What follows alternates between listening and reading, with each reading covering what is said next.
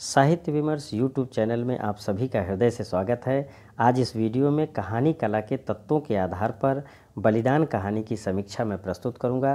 प्यारे बच्चों, अगर आप यूपी बोर्ड क्लास 11th के स्टूडेंट हैं तो आपके हिंदी में कहानी से संबंधित जो प्रश्न पूछा जाता है उसका एक प्रकार ये भी होता है कि कहानी के तत्वों के आधार पर बलिदान कहानी की समीक्षा प्रस्तुत कीजिए, या फिर इस तरीके से पूछा जा सकता है कि चरित्र चित्रण एवं कथोपकथन की दृष्टि से बलिदान के कथानक की समीक्षा प्रस्तुत कीजिए, या फिर ऐसे पूछा जा सकता है कि बलिदान कहानी की कथा वस्तु का तात्विक विवेचन कीजिए।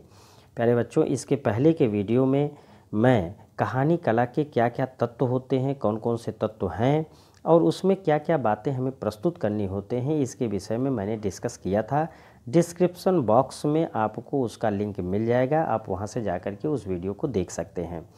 फिर भी आप ये जान लें कि अगर बलिदान कहानी के कला के तत्वों के आधार पर बलिदान की कहानी की समीक्षा प्रस्तुत करनी है तो आप यह जान लें कि इसमें 6 तत्व होते हैं: कथानक या कथा वस्तु, पात्र या चरित्र चित्रण, कथोपकथन या संवाद, भाषा शैली, देश काल या वातावरण और छठवां जो तत्व है वो देश। इन्हीं तत्वों के आधार पर बलिदान कहानी की समीक्षा मैं प्रस्तुत करूंगा। जो सबसे पहला बिंदु है कथानक या कथा वस्तु। प्यारे बच्चों, बलिदान कहानी की कथा वस्तु ग्रामीण जीवन व उसके परिवेश पर आधारित है।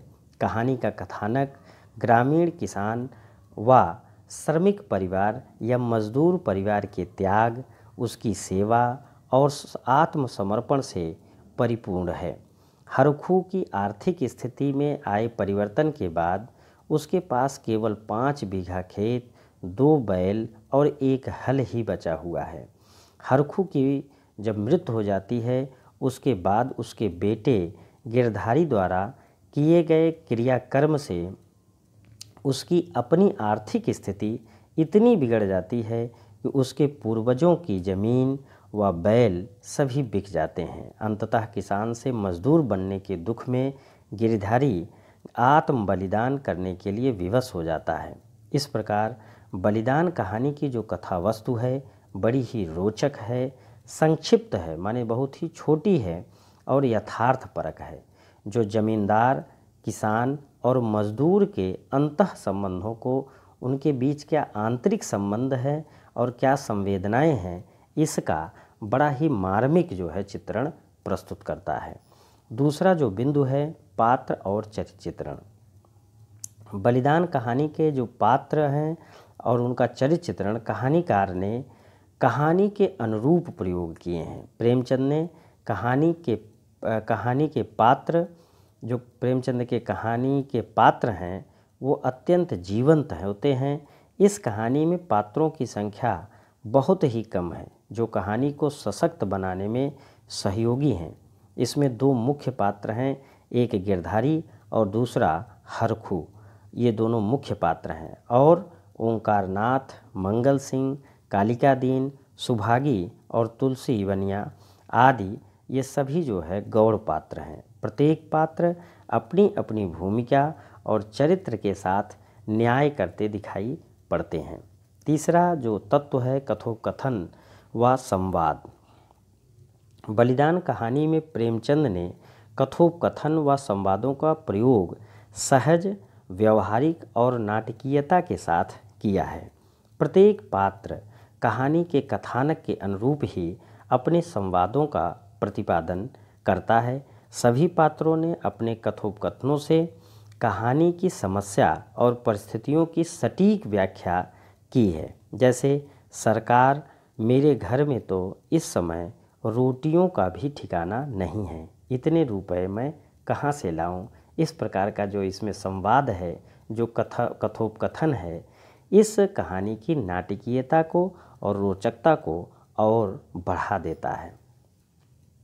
जो चौथा तत्व है भाषा और शैली। कहानी की प्रेषणीयता भाषा शैली पर निर्भर होती है, यानी किसी भी कहानी का जो उद्देश्य है वह कितना स्पष्ट होता है ये उसके भाषा और शैली पर निर्भर करता है।